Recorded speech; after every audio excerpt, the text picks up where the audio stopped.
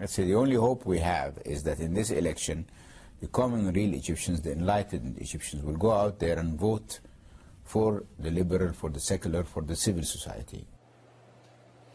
Naguib Sawiris is one of Egypt's richest, multi-billionaire involved in everything from cell phones to hotels.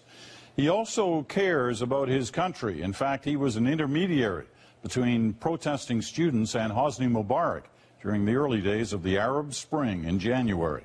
Sawiris had great hopes about what those days would bring. But when we sat down late last week, even before the latest bloody riots Cairo's Tahrir Square is seeing now, it was clear his mood had changed considerably.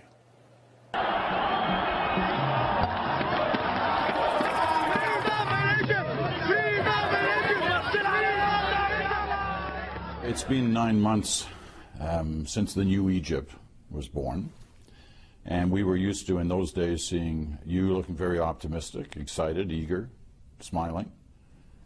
Hasn't been so much of that lately. What's gone wrong? Well, the biggest mistake was that the young people who did the revolution, with a lot of good intentions, left the scene. And the scene was then hijacked by religious activists, I want to call them extremists. All the good notions, the good principles, the fight for freedom and let's say the happiness of getting rid of a dictatorship now is compensated by the fact that we are worried from a new type of dictatorship, a religious one, So there is no more smiling, I would say. And is it irretrievable? Has it gone too far? It's not done yet. I mean, we have the elections coming up in 2 weeks, but... you don't sound very optimistic about it. I can't be. You can't be here because, if you take the mathematics, I mean, we're all the liberal parties, we are newly born, 6 months old, and we're getting into a fight against a coalition of religious forces that have been in preparation for that day for 8 years. They are well organized, well funded from Qatar and Saudi Arabia. We are coming 6 months old. We are not funded at all. We have very limited resources, and we are supposed to go. You've got lots of resources. You're not. Well, I cannot pay the bill for the whole country on my own. The Muslim Brotherhood has received $100 million from Qatar during the revolution. So that's a lot of money. I mean, how can you match that? And what about Iran and Saudi Arabia? No, I think Iran are not mixed up in our elections, but Saudi Arabia, some individuals also are financing some of the Salafis. But you're worried if this continues along this path that Egypt could become another Iran. Yes, I am. Because of the religious connection. Yeah, not only the religious. If they abolish the civil nature of the country and they decide for a religious country that has a religion, is governed by religion, and mainly it's an Islamic religion, so also, even as a Christian I would feel uncomfortable, let's say, from accepting such a reign, And all the moderate Muslims, which are friends of ours and who believe in the modern Egypt, don't want that too. Let's say the only hope we have is that in this election, the common real Egyptians, the enlightened Egyptians, will go out there and vote for the liberal, for the secular, for the civil society country. Now the problem we have is that many of them are passive. Many of them, I call them the party of the couch. They sit at home, watch TV and think life will go on. And it will not go on. It's like, if you want to get a good example, and you remember the Iranian Revolution.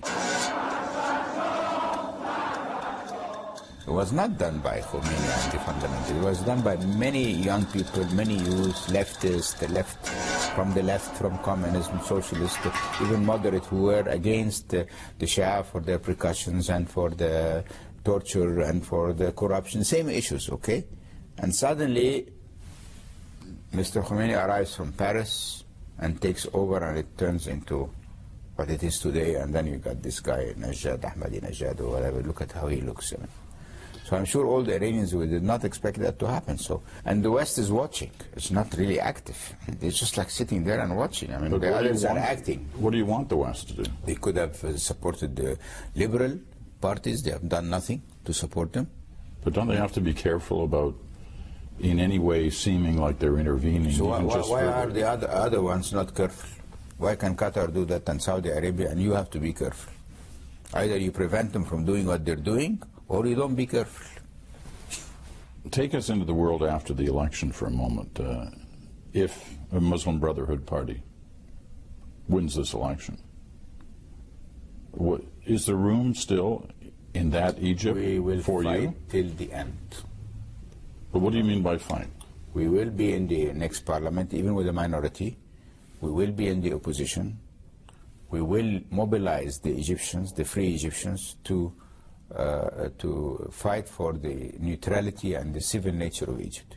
We will not surrender to a religious state. So they win, they don't win, we will be there and we will be continuing our fight. But continuing the fight in a democratic fashion? Of course. I mean, you would respect the election outcome. We have to. As a Democrat, we have to. You had connections with the Mubarak people. You knew Mubarak. You talked with Mubarak. You were a part of the kind of intermediary force during the negotiations in his last days. Do you think, looking back now, it was a mistake? No. The problem is that actually it is the Mubarak to blame to what we are in today. Because he had not allowed, during his reign, liberal people like us, advanced young people, to have a different voice than the National Party they had. So while the Muslim Brotherhood operated underground, were completely organized, had their branches, had their finances, had their infrastructure ready. So when the day came for the competition, they're much more stronger. Or what they used to tell us, well, if you don't take me as Mubarak and my party, you will have to end up with these people. So what kind of a choice is that? There must be another choice, you know. So people like me who were not in his party, who did not like the party, who did not approve of the succession theory of his son, were lost. We had no party. So when we went to, when the revolution came, we thought after that, you know, everything will go the right way, and the right way would have been to write the constitution first, to make sure that the civil nature of Egypt is maintained, then to have the election of the presidency, so we have a president, we don't have to have the military ruling, and then we do the elections for the parliament. So, well, help me understand why people like Mubarak. We saw Gaddafi, who was certainly no friend of yours, or anyone you had any respect for, next door in Libya, being shot in the head after being trapped in a sewer. No, that's exactly a criminal. That's a criminal act. Even no, but what I'm trying to understand is why don't people like that get it in the final days? How can they not see what's happening in their country? Because for 40 years, 30 years, they live in a completely different sphere. Everybody's scared from them. Everybody smiles in their face. Everybody does whatever they tell them, even if it's wrong. How would you ever think like that? You get disengaged from the reality. Well, the best example is even now, if you look at Bashar al-Assad, for example. I mean, he definitely, he gets the Oscar. He sees what happened in Tunisia. He sees what happened then in Yemen. He sees what happened in Libya and in Egypt, okay? And then what happened in Libya, and he doesn't get it. So what more do you want? I mean, he has seen the same circumstances, same scenario, and still he keeps on killing his own people every day.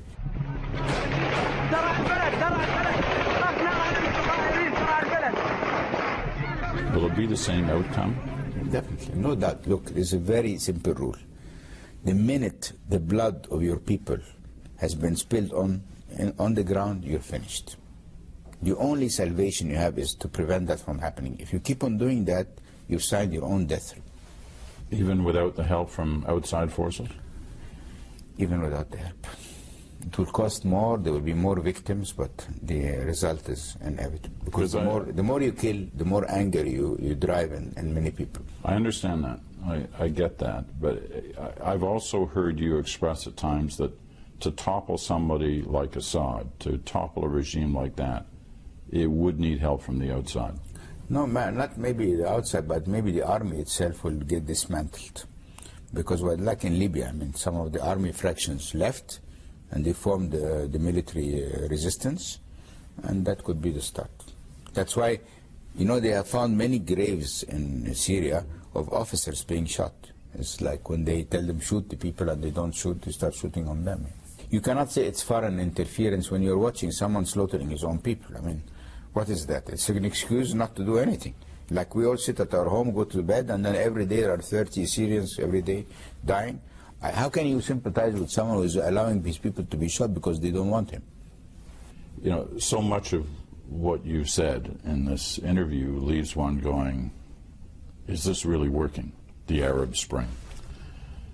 Is it working? No, it's not working. Anywhere? No, it's not working. But it doesn't, you see, you can't argue that because it's not working, then these old dictatorships were okay. They were not okay. So this is the dilemma. The dilemma is that, you know, and I'm saying the West has to play proactive role. They cannot leave us in this mess. All this mess will spill to theirs. But what's a proactive role? What do they have to do? The proactive role is to go and see whoever is in charge in these countries, tell them, look, we will not condone a religious regime. It's not interference. We will not condone treating minorities unfairly. We will not condone the non-rule of law and justice. Your countries have to adhere to the United Nations main principles, you know, the human rights principles. Any deviation for that or that, we will interfere. What do they say when you say to them? Because I know you talk to governments, Western governments. They don't say anything, and they don't do anything. How much time do they have to do something? Not very much time. Too little, very little time. And I'm not telling governments go and bring your armies and interfere. I'm just telling them is you need to be proactive. You need to monitor the situation. You need to try and help rebuilding these countries in a democratic way, not to leave it drift. You know, equality, right of freedom of speech, right to get any job they are qualified for, not based on their race or religion. And we're not asking for miracles. You know. Fascinating talking to you. Thank you. Wish you luck. We need it. الذين كفروا ينفقون أموالهم ليصدوا عن سبيل الله فسينفقونها ثم تكون عليهم حسرة ثم يغلبون والذين كفروا إلى جهنم يحشرون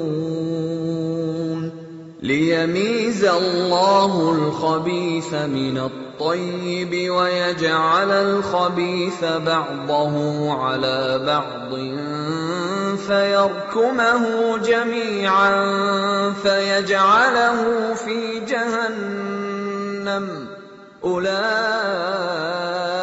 هم الخاسرون